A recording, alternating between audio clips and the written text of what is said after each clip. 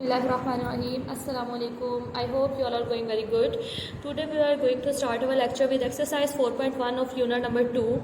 First of all हम देखते हैं कि पोलिनोमियल क्या होता है. बेसिकली पोलिनोमियल जो हमारे पास होता है वो एक अलजब्राइक एक्सप्रेशन होता है जो इस फॉर्म में लिखा होता है. ठीक है, ये फॉर्म को अगर थोड़ा हम एक्सपेंडेड फॉर्म में लिखें तो वो ये होता है कि हमारे पास एक्स की कुछ पावर आती है और उसके साथ कोई भी इंटीजर होता है. ठीक है, कोई कॉफिशेंट होता है, जो भी उसका एक्स का कॉफिशेंट होगा वो कोई इंटीजर होगा.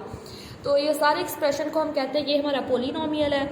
यहाँ पे इसके बारे में लिखा गया है कि ये जो पावर्स होती हैं ना, जो n पावर होती है वो क्या होती है, हमारे पास हाईएस्ट पावर होती है एक्स की जो हाईएस्ट पावर होती है n, उसको हम कहते हैं कि ये हमारे पास डिग्री ऑफ पोलिनोमियल. ठीक है, ये आपको एमसीक्यूज में पूछा जा सकता है. आपको कोई भी एक्सप्रेशन दिया जाएगा, लेट अस सपोज अगर लिखा हुआ है 2x³ + 5x² + 6x, तो आपसे पूछा जाए कि इसकी डिग्री क्या है, तो बेसिकली डिग्री होगी हमारे पास. देखिए आप एक्स वेरिएबल इन्वॉल्व हो रहा है तो इसकी जो हाईएस्ट पावर होगी उसको हम डिग्री कहेंगे. तो इसका मतलब है डिग्री हमारे पास 3 होगी. ठीक है, ये एमसीक्यूज आ जाते हैं. ओके, आगे हम देखते हैं. हमने देखना है, हमने अगर चेक करना है पोलिनोमियल है या नहीं, उसके लिए क्या होना चाहिए हमारे पास, ये जो पावर्स होनी चाहिए वो नॉन नेगेटिव होनी चाहिए. ठीक है, नॉन नेगेटिव मतलब नेगेटिव कोई पावर नहीं होनी चाहिए और इंटीजर्स होने चाहिए. इंटीजर से आप लोग फेमिलियर है. इंटीजर हमारे पास क्या होते हैं, 0 +-1 +-2. इन शॉर्ट के इंटीजर में कोई भी पॉइंट इन्वॉल्व नहीं होता. ठीक है, पॉइंट वाली टर्म्स इन्वॉल्व नहीं होती, उनको हम इंटीजर्स कहते हैं. और आपको ये भी बता दिया कि डिग्री ऑफ पोलिनोमियल हमारे पास जो हाईएस्ट पावर होती है वो क्या होती है, डिग्री ऑफ पोलिनोमियल. और यहाँ पे कहा गया है कि एक्स के साथ जो भी कॉफिशेंट होगा वो कोई रियल नंबर होना चाहिए. ठीक है, ये सारे रियल नंबर्स हैं ना, तो ये सारे रियल नंबर होने चाहिए. रियल नंबर कौन कौन से होते हैं, रियल नंबर में हमारे पास सेट ऑफ इंटीजर्स भी आ जाता है, पॉइंट वाले भी आ जाते हैं. ठीक है, सो आपने कंफ्यूज नहीं होना. हमारे पास रियल नंबर जो होता है ना वो सबसे बड़ा सेट होता है, कॉम्प्लेक्स नंबर सबसे बड़ा सेट होता है और रियल नंबर उसका सब सेट होता है.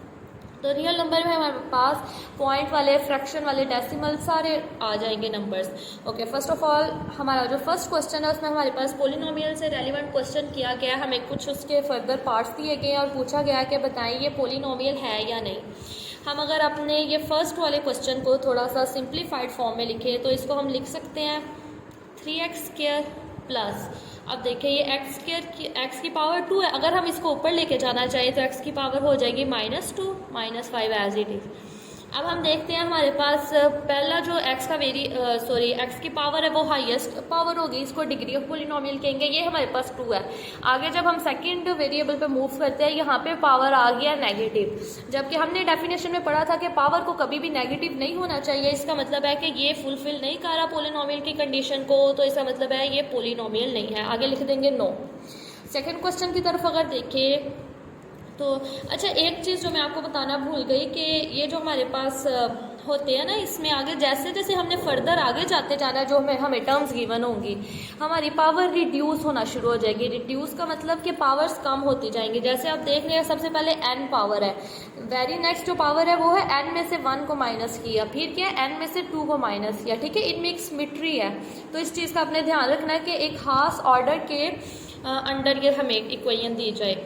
अब अगर ये देखें तो ये हमारे पास है x³. ठीक है, पावर पॉजिटिव है, इसका मतलब है आगे चेक करते हैं ये x² है, उससे कम है, तो ये भी ठीक है. आगे जब हम इसकी तरफ जाते हैं हमारे पास ये लिखा हुआ है x√x.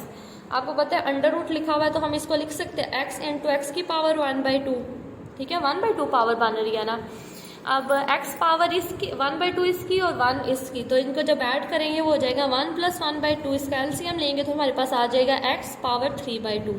3/2 को अगर फर्दर सॉल्व करें तो ये आ जाता है 1.5. पावर क्या हो गई है, देखिए हमारे पास आप सारे एंगल से देखा करें, हमारे पास पावर क्या होनी चाहिए थी, 2 से कम. 1.5 2 से तो कम है, ये हमें पता है. लेकिन हमारी एक और कंडीशन है जो वायलेट हो रही है यहाँ पे, कि पावर को फ्रैक्शन की फॉर्म में, डेसिमल की फॉर्म में नहीं होना चाहिए, उसको तो इंटीजर होना चाहिए. इसका मतलब है ये जो है हमारे पास, ये भी हमारे पास पोलिनोमियल नहीं है. आगे हम थर्ड पार्ट की तरफ मूव करते हैं. x की पावर 2, x की पावर कुछ नहीं ऊपर लिखा हुआ, मतलब x की पावर 1 है, और यहाँ पे x लिखा ही नहीं हुआ, तो इसको हम लिख सकते हैं x की पावर 0.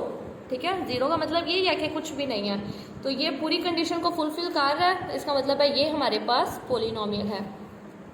आगे फर्दर हमारे पास ये क्वेश्चन आ रहा है, ये तो हमें देखने से ही पता चल रहा है कि ये पोलिनोमियल, क्योंकि हमने पोलिनोमियल की जो डेफिनेशन पढ़ी है वहाँ पे हमारे पास इस फॉर्म में होना चाहिए, ठीक है। हमने फ्रैक्शन की तो बात ही नहीं की कि हमारे पास फ्रैक्शन में कोई टर्म आएगी, ये फ्रैक्शन में आ गया तो क्लियर पता चल रहा है ये पोलिनोमियल हमारे पास नहीं है।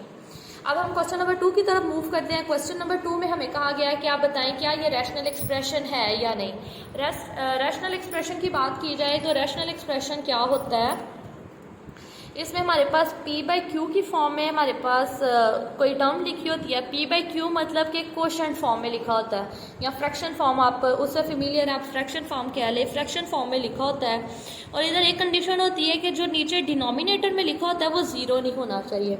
अब आप सबको पता है जो ऊपर टर्म लिखी होती है उसको न्यूमिनेटर कहते हैं, जो नीचे लिखी होती है उसको हम डिनोमिनेटर कहते हैं। तो यहाँ पे अगर p/q की फॉर्म में लिखा हो और जो डिनोमिनेटर वाली टर्म है वो ज़ीरो ना हो, और एक कंडीशन है कि ये भी पोलिनोमियल हो और ये भी पोलिनोमियल हो, तो तब हम कह सकते हैं कि ये हमारे पास एक रैशनल एक्सप्रेशन है। तो अब देखते हैं हम लोग, अब अगर आप यहाँ पे देखें, अब देखते हैं क्या ये हमारे पास रैशनल एक्सप्रेशन है या नहीं। अब हम पहला पार्ट देखते हैं कि क्या ये रैशनल एक्सप्रेशन है या नहीं। रैशनल एक्सप्रेशन के लिए हमारे पास ऊपर पोलिनोमियल होना चाहिए। ऊपर अगर इसको फर्दर हम करें तो ये हमारे पास आएगा 3x की पावर 1/2, 1/2 मतलब 0.5। अभी अभी हमने डिस्कस किया कि पावर को तो इंटीजर में होना चाहिए, ये इंटीजर में नहीं है। देखिए अब अगर ऊपर ही हमारे पास पोलिनोमियल नहीं है तो नीचे चेक करने की ज़रूरत ही नहीं, क्योंकि जो रैशनल एक्सप्रेशन की डेफिनेशन है वो हमें कहती है कि ऊपर और नीचे दोनों जगह हमारे पास पोलिनोमियल होना चाहिए। अगर ऊपर ही पोलिनोमियल नहीं बन रहा तो नीचे को चेक नहीं करेंगे, इसका मतलब है ये हमारे पास रैशनल एक्सप्रेशन नहीं है। अब हम क्वेश्चन नंबर 2 की तरफ मूव करते हैं कि यहाँ पे अगर न्यूमिनेटर की टर्म देखी जाए तो x की पावर 3, फिर उसमें से एक पावर कम हुई है और यहाँ पे x की पावर 0, ठीक है। इसका मतलब है ये ऊपर तो हमारे पास रैशनल एक्सप्रेशन बन गया। पावर को क्या होना चाहिए, पॉजिटिव। कुछ क्वेश्चन में हमारे पास सिमेट्री फॉर्म में पावर्स होंगी, सिमेट्री फॉर्म में मतलब कि 3 है, 2 है, 1 है, 0 है, लेकिन अगर बीच में से कोई नहीं हो रही तो इसका मतलब है कि वो टर्म ही पूरी 0 है। जैसे अगर आप इसको थोड़ा सा एक्सपेंडेड फॉर्म में लिखना चाहें तो आप इसको ऐसे लिख सकते हैं, x³ - 2x² प्लस 0x की पावर 1 प्लस √3x की पावर 0, ठीक है। क्योंकि हमें x की पावर 1 वाली टर्म गिवन ही नहीं है, इसका मतलब है वो टर्म 0 है, तो ये उस कंडीशन को फुलफिल कर रहा है, इसमें सिमेट्री आ रही है। x की पावर 1 तो हमारे पास है लेकिन उसका जो कोफिशिएंट है वो 0 है, इसलिए वो पूरी टर्म को उसने 0 कर दिया। ऊपर पोलिनोमियल बन के अब डिनोमिनेटर की बात करते हैं। डिनोमिनेटर में टर्म्स को अरेंज करके ना भी लिखें, आप वैसे ही चेक कर लें कि x की पावर 2 है, फिर x की पावर 1 है, इधर कुछ नहीं, मतलब x की पावर 0 है, ये भी पोलिनोमियल है, ठीक है।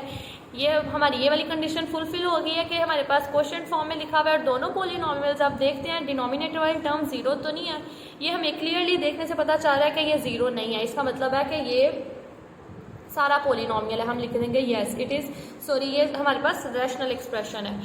Now we move to part 3। ये हमारा अगर देखा जाए तो ऊपर भी पोलिनोमियल है, नीचे भी पोलिनोमियल है, इसका मतलब है ये तो बन गया रैशनल एक्सप्रेशन। अब लास्ट पार्ट की बात की जाए, यहाँ पे क्लियर हमें पता चल रहा है कि पावर हमारे पास कोशेंट में फ्रैक्शन में इन्वॉल्व हो गया है, डेसिमल्स में पावर आ रही है, इसका मतलब है कि ये हमारे पास रैशनल एक्सप्रेशन नहीं है।